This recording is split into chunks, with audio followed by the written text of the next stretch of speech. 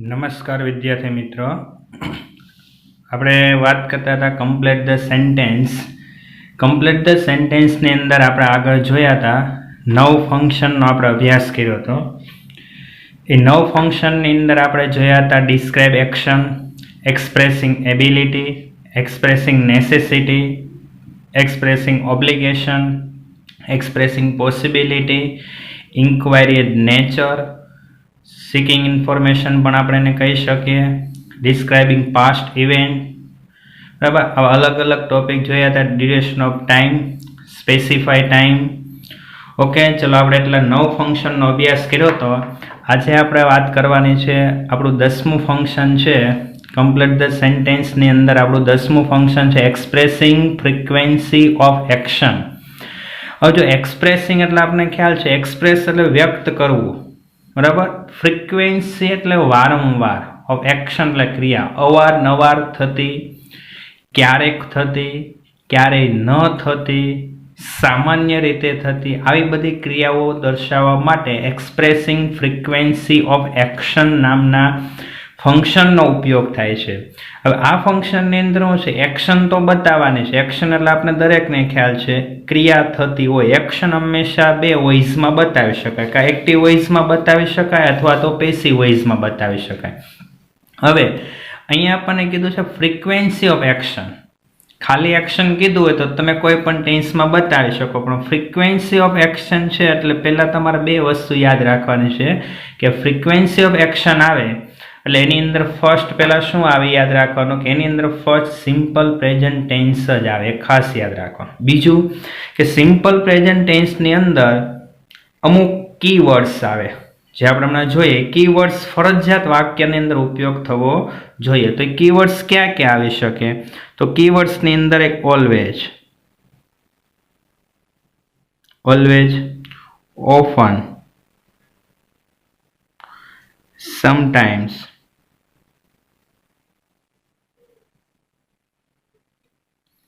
never,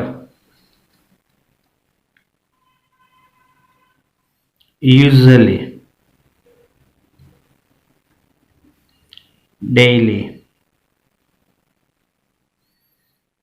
seldom, every day, generally, rarely, frequently,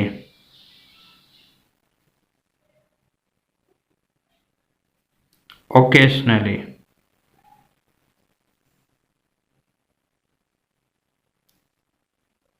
એટલા કીવર્ડ્સનો ઉપયોગ થાય.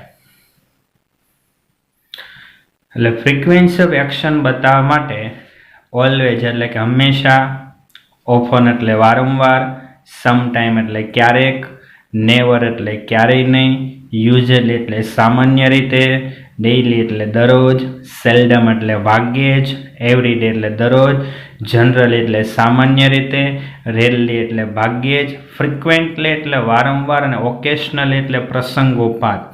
આમાંથી કોઈ પણ એક શબ્દનો ઉપયોગ ફરજિયાત થવો જોઈએ તો જ ફ્રીક્વન્સી ઓફ એક્શન બને.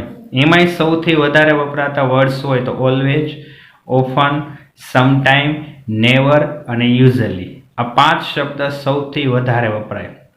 તમારે આ વખતે વાક્ય બનાવવાનું નથી, ખાલી સિલેક્ટ કરવાનું છે.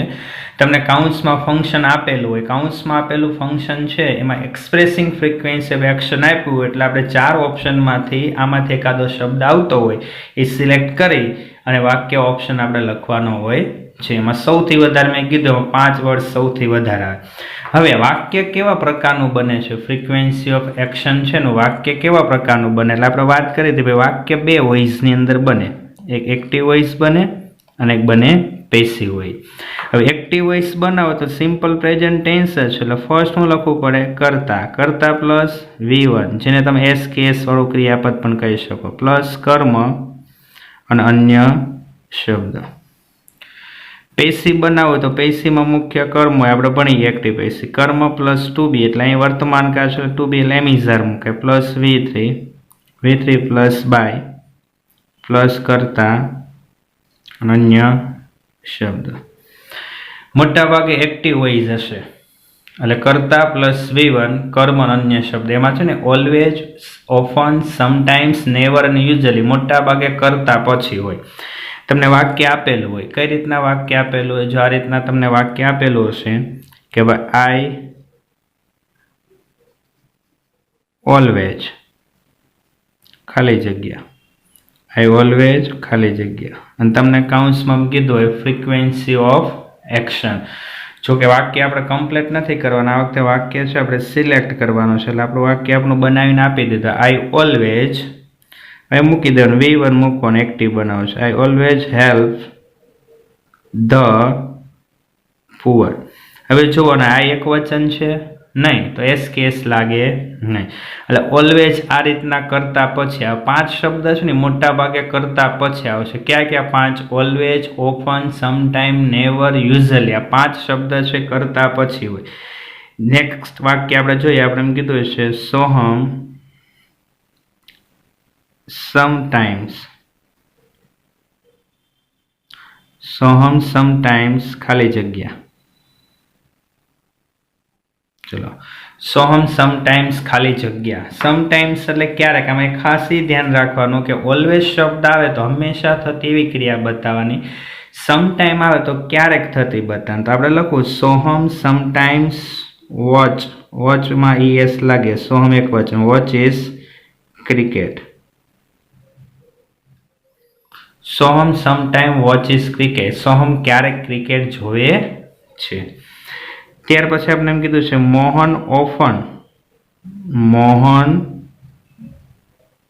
ઓફન, ઓફન એટલે વારંવાર, વારંવાર થતી હોય એવી ક્રિયા બતાવવાની છે. Mohan often visits the library, Mohan વારંવાર લાઇબ્રેરીની મુલાકાત લે છે. કેતન યુઝલી, કેતન યુઝલી ખાલી જગ્યા drives bike, rides a bike.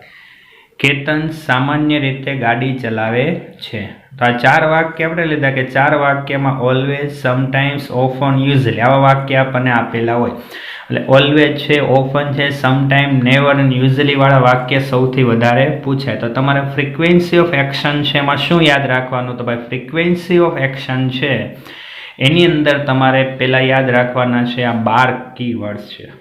આ ઓલવેઝ વાળા છે ને 12 કીવર્ડ્સ બધા જ વર્તમાન કાળમાં આવે. એમાં સૌથી વધારે મોસ્ટ ઇમ્પોર્ટન્ટ હોય તો પહેલા 5 કીવર્ડ્સ છે, પ્લસ એક્ટિવ અને પેસિવ હોય જેમાં પણ સૌથી વધારે એક્ટિવ વોઇસ આવે. અને મેં જે 5 શબ્દ કીધા ને કરતા પછી જ, એટલે તમારે ઓળખવા માટે આવા જ વાક્ય તમને ઓલરેડી આપ્યું, તમારે ખાલી ઓળખવાના છે. પણ એક ધ્યાન રાખવાનું કે ઓલવેઝ હોય, સમટાઈમ હોય, ઓફન હોય, યુઝલી હોય ને આગળનો શબ્દ જ એક વચન હોય તો ક્રિયાપદની પાછળ એસ કેસ મૂકવું પડે. એટલે આ એક યાદ રાખી લેવાનો, ફ્રીક્વન્સી ઓફ એક્શન. ઓકે, ચલો નેક્સ્ટ આપણે આગળ જોઈએ. તો નેક્સ્ટ આપણું 11 નંબરનું ફંક્શન આવે છે, એના જેવું જ છે. ટાઇટલ થોડુંક અલગ છે. ટાઇટલ છે એનું expressing frequency, frequency of manners. Express શબ્દ હવે તો તમને ખ્યાલ આવી ગયો હોય, રજૂઆત કરવી, ફ્રીક્વન્સી એટલે અવારનવાર, મેનર્સ એટલે રીત. અહીંયા તમારે ક્રિયાની રીત બતાવવાની છે. એક્સપ્રેસિંગ ફ્રીક્વન્સી ઓફ મેનર્સ, યાદ રાખજો. એક્સપ્રેસિંગ ફ્રીક્વન્સી ઓફ એક્શન આવે એટલે વર્તમાન કાળ બતાવવાનું છે, પણ expressing frequency of manners, manners એટલે રીત, કે ભાઈ ક્રિયા થાય છે તે ક્રિયા કેવી રીતે થાય છે એની રીત બતાવવા. રીત બતાવવા માટે એક શબ્દ ખાસ યાદ રાખી લેવાનો છે, જો બધામાં ઓળખવા માટે શબ્દ. આમાં એક LY વાળો શબ્દ આવે, LY વાળો શબ્દ આવે છે. પણ LY વાળો શબ્દ એટલે કેવું હોવું જોઈએ? તો ક્રિયા વિશેષણ હોવું જોઈએ.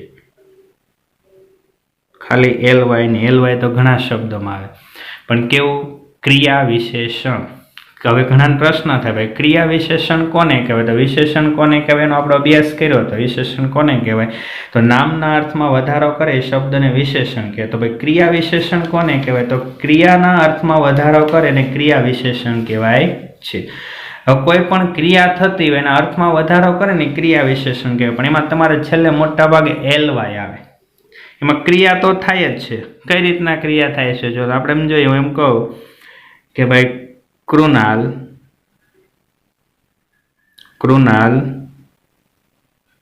drives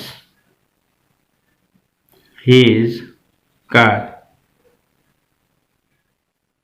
speedily.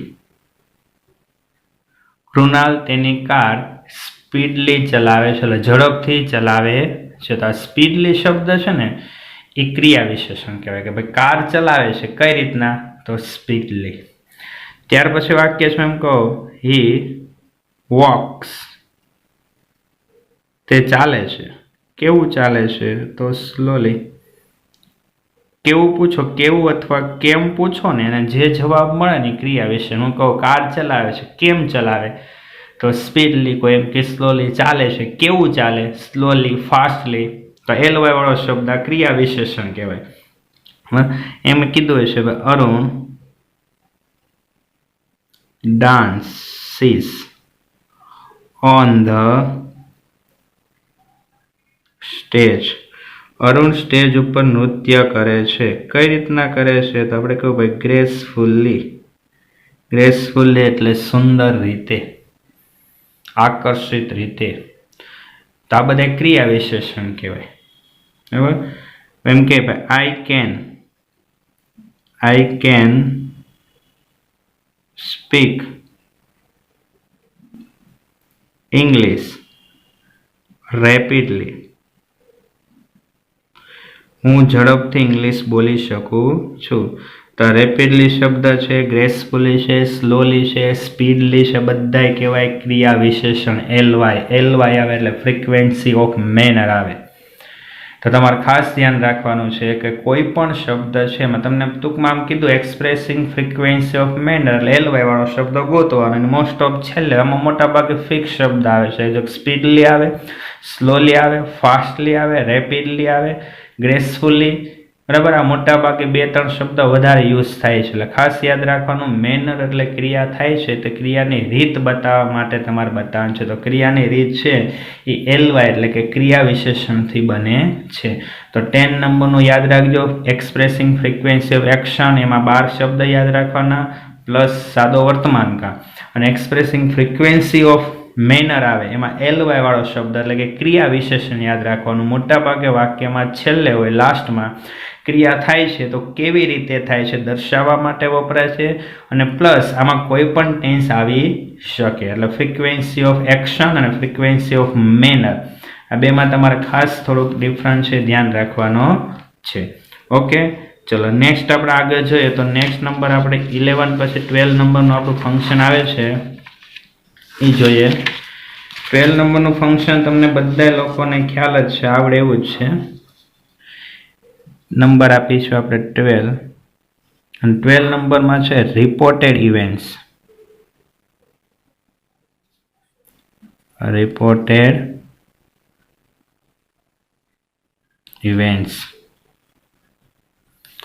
રિપોર્ટેડ ઇવેન્ટ્સ આવડે જ બધા. રિપોર્ટેડ ઇવેન્ટ્સ એટલે શું? તો રિપોર્ટેડ ઇવેન્ટ્સ એટલે તમારે વાક્ય બનાવવાનું આવે છે ઇનડાયરેક્ટ સ્પીચમાં. હંમેશા યાદ રાખજો, ઇનડાયરેક્ટ સ્પીચમાં બને. ડાયરેક્ટ ઇનડાયરેક્ટ સ્પીચને આપણે રિપોર્ટેડ સ્પીચ પણ તરીકે ઓળખાઈએ છીએ. તો રિપોર્ટેડ ઇવેન્ટ્સ એટલે ઇનડાયરેક્ટ સ્પીચની અંદર વાક્ય બનાવવાનું હોય છે. હવે ઇનડાયરેક્ટ સ્પીચની અંદર વાક્ય બનાવે તો વાક્યના પ્રકાર તો 5 છે ઇનડાયરેક્ટ સ્પીચની અંદર. હવે તમારે ખાસ શું યાદ રાખવાનું, રિપોર્ટેડ ઇવેન્ટ્સ અથવા રિપોર્ટિંગ ઇવેન્ટ્સ આવે એટલે ઇનડાયરેક્ટ સ્પીચનું વાક્ય બને. હવે ઇનડાયરેક્ટ સ્પીચનું વાક્ય આપણે બનાવવાનું હોય છે. હવે ઇનડાયરેક્ટ સ્પીચનું આપણે વાક્ય બનાવીએ તો ઇનડાયરેક્ટ સ્પીચનું જો સિમ્પલ વાક્ય હોય, સાદું વાક્ય, તો સાદા વાક્યમાં ફર્સ્ટ કોણ હોય છે? તો ભાઈ સાદા વાક્યમાં પહેલા હોય છે બોલનાર, પ્લસ સૈતુન આપણે શું કરતા તો ટોલ, પ્લસ શું આવતું તો સાંભળનાર. બરાબર. અને સંયોજક મૂકતા આપણે ડેટ અને ડેટ પછી જે વાક્ય આવે એ આવે છે રિપોર્ટેડ સ્પીચ. એટલી વસ્તુ આપણે મૂકતા બોલનાર, ટોલ્ડ સાંભળનાર, ડેટ અને રિપોર્ટેડ સ્પીચ જેને આપણે કહીએ છીએ રિપોર્ટેડ ઇવેન્ટ્સ.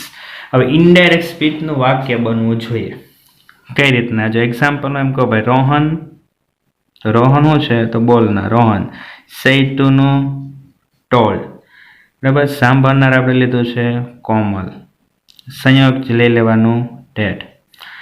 કે Rohan told Komal date he went to school, he went to school. પણ અહીંયા ધ્યાન રાખવાનું ડેટ પછીનું જે વાક્ય બને ને એ ઇનડાયરેક્ટ સ્પીચનું બનવું જોઈએ.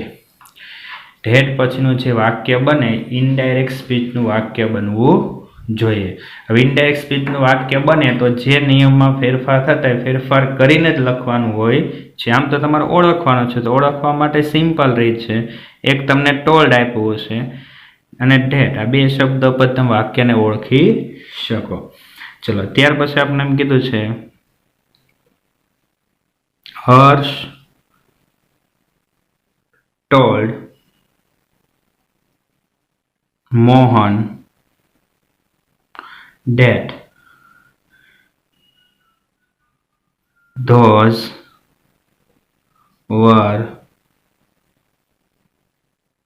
flowers.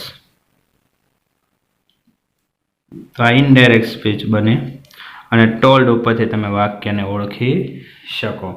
તમને એમ કીધું છે રિપોર્ટેડ ઇવેન્ટ્સ વાળું વાક્ય ઓળખો તો એ પહેલું વાક્ય આવે સામાન્ય વાક્ય. સામાન્ય વાક્ય છે એ આપણે ટોલ્ડ અને ડેટ ઉપરથી ઓળખી શકીએ. પણ ઘણી વખત એવું બને સાંભળનાર નહીં આપ્યું ને તો સેડનું સેડ હોય તો આ રીતના પણ આપેલું હોય he said date he had won the match. હવે જો સેડનું સેડ હતા ને રાખે ક્યારે કે સાંભળનાર ન હોય તો સેડનું સેડ પછી સીધું સંયોજક ડેટ આવી જાય પછી ઇનડાયરેક્ટ સ્પીચનું વાક્ય હોય છે. એટલે આ રીતના પણ વાક્ય બને છે. તો પહેલું વાક્ય રિપોર્ટેડ ઇવેન્ટ્સમાં ઓળખવા માટેની સિમ્પલ રીત ટોલ્ડ આપેલું છે અથવા સેડ ને સંયોજક ડેટ. આ ફર્સ્ટ નંબરનું વાક્ય થાય છે. હવે આવે સેકન્ડ નંબર. સેકન્ડ નંબરનું વાક્ય કેવું હતું? પ્રશ્ન હતો. તેમાં પણ પહેલા કોણ હોય છે તો ભાઈ બોલનાર હોય. પ્રશ્ન વાક્યમાં સેડ ટુનું આપણે શું કરતા તો આસ્કડ પ્લસ શું આવશે સાંભળનાર. હવે સંયોજકમાં 3 આવે, ઇફ આવે, WH આવે અથવા આપણે શું મૂકતા વેધર અને પ્લસ આવે RS. તો બોલનાર, આસ્કડ, સાંભળનાર, ઇફ, વેધર અથવા WH જે મૂકીએ. તો અહીંયા તમારે ઓળખવા માટે શબ્દ કયો હશે તો એક આસ્કડ ઉપરથી તમે ઓળખી શકો, સંયોજક ઇફ હશે, WH હશે અને વેધર હશે અને પછી RS હશે રિપોર્ટેડ સ્પીચ. તો સેકન્ડ વાક્ય આ રીતના આવે. ચલો કઈ રીતના વાક્ય આવે તમે એમ કીધું છે આપણને કે ભાઈ Nikunj asked him why he came late.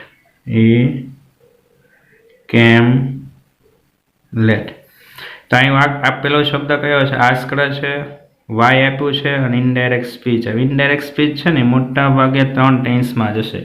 સાદો ભૂતકાળ, ચાલુ ભૂતકાળ, પૂર્ણ ભૂતકાળ ને કાં કોઈ મોડલ ઓક્ઝિલરીનું ભૂતકાળ છે, કાં સાદો ભૂતકાળ છે, પૂર્ણ ભૂતકાળ અને ચાલુ ભૂતકાળ અથવા મોડલનું ભૂતકાળ. કઈ રીતના મોડલ? કેનનું કુળ, મેનુ માર્સ, સેલવિલનું ઉડ એવા બધા શબ્દ આપેલા હોય છે.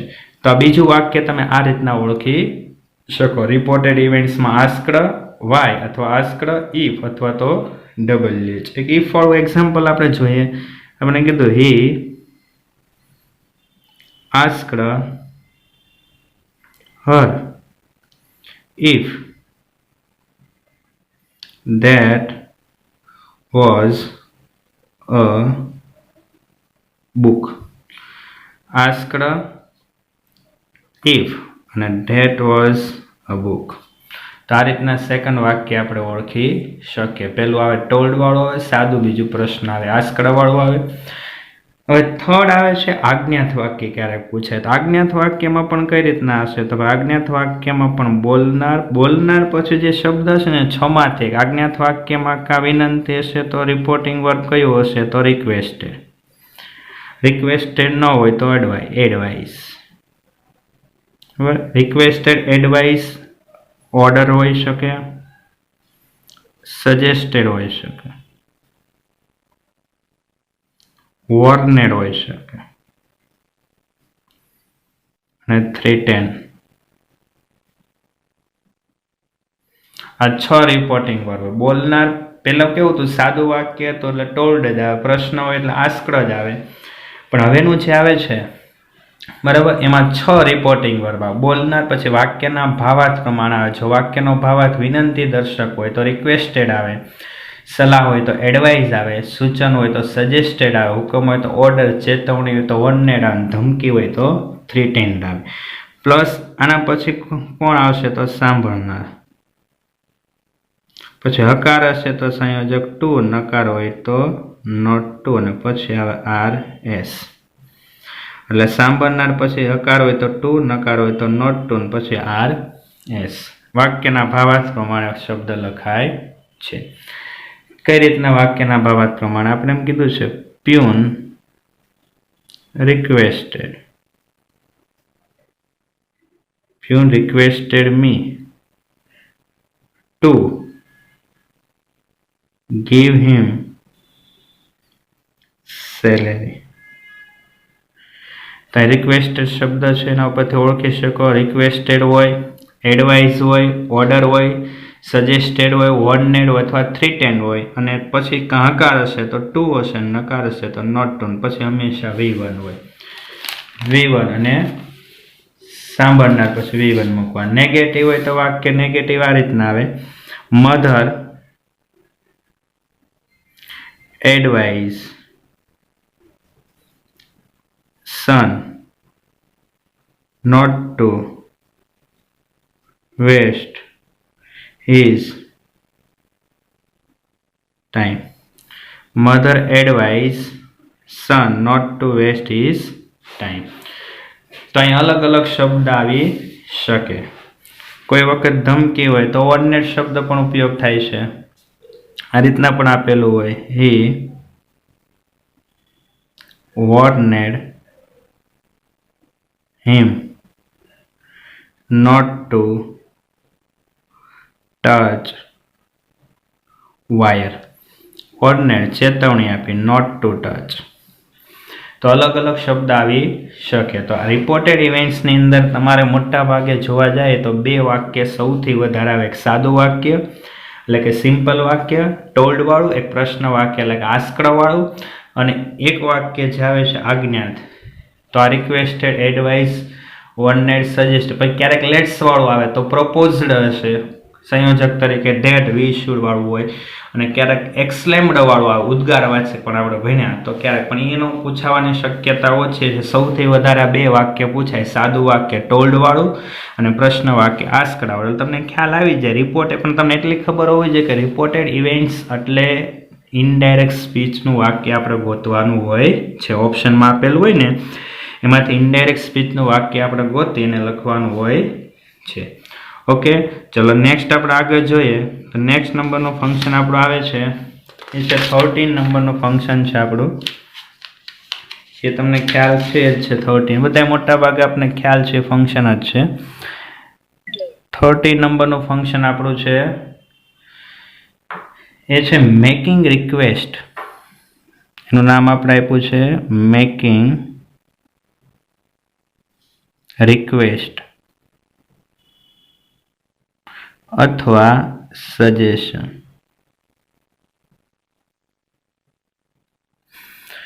મેકિંગ રિક્વેસ્ટ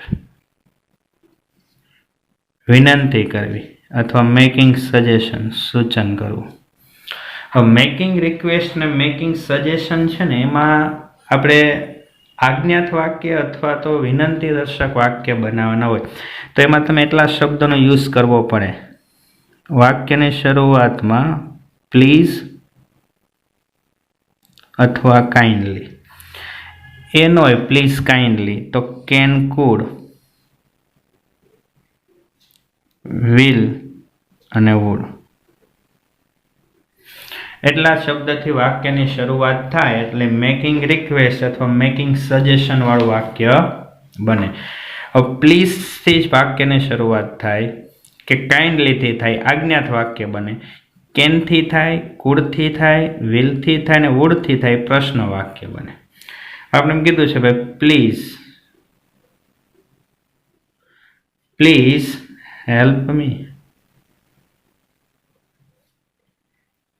તમને ખાલી પ્લીઝ આપ્યું ને તમને વાક્ય પૂરું કરવા કીધું, V1 મૂકીને કર્મ મૂકી દેવાનું, આજ્ઞાત વાક્ય બનાવવાનું. બરાબર. કાઇન્ડલી મૂકવું હોય તો કાઇન્ડલીનો સિમિલર છે, kindly listen the teacher. Kindly listen the teacher એટલે મહેરબાની કરીને શિક્ષકને સાંભળો.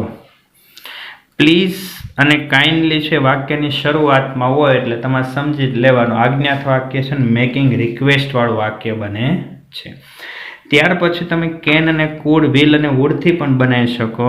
તો વુડ વાળું વાક્ય પણ હોઈ શકે. તમને આપણે એમ કીધું છે કે ભાઈ would you open the window. તમને વુડ આપ્યું છે ને તમને એમ કીધું છે મેકિંગ રિક્વેસ્ટ, મેકિંગ સજેશન, તો આ રીતના બને. Would you open the window, શું તમે બારી ખોલશો? વિનંતી કરે છે. આમ ભલે પ્રશ્ન પૂછતા હોય પણ વિનંતીપૂર્વક પ્રશ્ન પૂછવાનો હોય છે. વિલ વાળું વાક્ય પણ બની શકે કે will you do this work for me. શું તમે મારા માટે આ કાર્ય કરશો? પ્રશ્ન છે પણ વિનંતીપૂર્વક પ્રશ્ન પૂછવાનો હોય છે. કેનથી પણ પૂછી શકો. Can you give me your pen? Can you give me your pen? શું તમે મને તમારી પેન આપી શકશો? તો મેકિંગ રિક્વેસ્ટ અને મેકિંગ સજેશનની અંદર please, kindly, can, could, will અને વુડથી વાક્ય બને છે. પ્લીઝ અને કાઇન્ડલી શબ્દ હોય એટલે આજ્ઞાત વાક્ય બને. પ્લીઝ પછી V1 આવે, કાઇન્ડલી પછી V1. ક્યારેક નેગેટિવ પણ લખી શકાય. પ્લીઝ વાળું વાક્ય નેગેટિવ પણ તમે બનાવી શકો. આવું વાક્ય પણ તમને આપેલું હોય, પ્લીઝ ડોન્ટ સ્મોક હિયર. મહેરબાની કરીને અહીંયા ધૂમ્રપાન કરશો નહીં. Please don't smoke here. મહેરબાની કરીને અહીંયા ધૂમ્રપાન કરશો નહીં. તો પ્લીઝ છે ના પછી કા V1 હોય અને કા ડોન્ટ હોય. ટૂંકમાં આજ્ઞાત વાક્ય ઓળખતા આપણને આવડવું જોઈએ. ડાયરેક્ટ ઇનડાયરેક્ટ સ્પીચ આવડતું આખું એટલે તમને 3-4 ફંક્શન તો આમને આવડી જાય. કારણ કે ડાયરેક્ટ ઇનડાયરેક્ટ આવડતું, રિપોર્ટેડ ઇવેન્ટ્સ આવડે, મેકિંગ સજેશન આવડે, અને પછી એક છે પ્રોસેસ વાળું, એ પણ તમને આવડે. કારણ કે પ્રોસેસની અંદર આજ્ઞાત વાક્ય જ બનાવવાનું છે. અને જો ડાયરેક્ટ ઇનડાયરેક્ટ સ્પીચ વ્યવસ્થિત અભ્યાસ કરી લો 3-4 ફંક્શન આપને આમનામ ક્લિયર ખબર પડી જાય છે. તો આપણા 4 ફંક્શન હતા. બરાબર. તો 4 ફંક્શનમાં તમારે શું યાદ રાખવાનું? પહેલું ફંક્શન આપણું તો એક્સપ્રેસિંગ ફ્રીક્વન્સી ઓફ એક્શન, એમાં વર્તમાન કાળ યાદ રાખવાનો, પ્લસ એના કીવર્ડ્સ યાદ રાખવાના. બીજું તો એક્સપ્રેસિંગ ફ્રીક્વન્સી ઓફ મેનર, એમાં LY વાળો શબ્દ યાદ રાખવાનો, એટલે કે ક્રિયા વિશેષણ યાદ રાખવાનું છે, ક્રિયા કઈ રીતે થાય છે. ત્યાર પછી તો રિપોર્ટેડ ઇવેન્ટ્સ એટલે ઇનડાયરેક્ટ સ્પીચ, એમાં 3 પ્રકારના વાક્ય સૌથી વધારે આવે છે. એક ટોલ્ડ વાળું વાક્ય આવે છે, આસ્ક્ડ વાળું આવે છે, અને એક આજ્ઞાત વાક્ય એટલે કે રિક્વેસ્ટેડ વાળો શબ્દ આવે, એડવાઇઝ આવે, ઓર્ડનેડ આવે, થ્રીટેન્ડ સજેસ્ટેડ આવે, અને છેલ્લું લાસ્ટમાં આપણું ફંક્શન હતું મેકિંગ રિક્વેસ્ટ અથવા સજેશન. તો મેકિંગ રિક્વેસ્ટ અને સજેશન છે please, kindly, can, could, will અને વુડથી બને. એમાં પ્લીઝ અને કાઇન્ડલી છે એના પછી V1 આવે, અને ક્યારેક પ્લીઝ અને કાઇન્ડલી પછી છે નેગેટિવ હોય તો ડોન્ટ શબ્દ. ટૂંકમાં આજ્ઞાત વાક્ય બને. અને કેન, વિલ, વુડ અને કુડ એનાથી વાક્ય પ્રશ્ન બને, પણ વિનંતીપૂર્વક પ્રશ્ન કરવાનું હોય છે. તો આપણા 4 ફંક્શન છે એનો વ્યવસ્થિત તમારે અભ્યાસ કરવાનો છે. ફરીથી એકવાર રિપીટ કરી દો. 4 ફંક્શન આપણા પેમ્પલેટમાં પણ આપેલા છે. Expressing frequency of action, expressing frequency of manner, reported events અને ઇનડાયરેક્ટ સ્પીચ અને મેકિંગ રિક્વેસ્ટ અથવા સજેશન. તો 13 ફંક્શન આપણા થયા છે. 13 ફંક્શન આપણા પેમ્પલેટ્સની અંદર આપેલા છે એક્ઝામ્પલ સાથે. તો તમારે અભ્યાસ કરવાનો છે. આ વખતે વાક્ય બનાવવા નથી હોતા, એટલે ખાલી તમારે અંદર જે ડિટેલ્સ આવે એની વાંચતી જવાની. પછી આપણે છેલ્લે એક્સરસાઇઝ કરશું મિક્સની અંદર, ત્યારે આપણે જોશું અલગ અલગ શબ્દો ઉપરથી વાક્ય કઈ રીતે ઓળખવાના, ખાલી ઓળખવાના છે. ઓકે, તો 4 ફંક્શનનો વ્યવસ્થિત અભ્યાસ કરી વ્યવસ્થિત સોલ્યુશન કરવાનું અને પેમ્પલેટની અંદરથી સોલ્વ કરવાના. ઓકે, નેક્સ્ટ લેક્ચરની અંદર આપણે આગળના ફંક્શનનો અભ્યાસ કરીશું.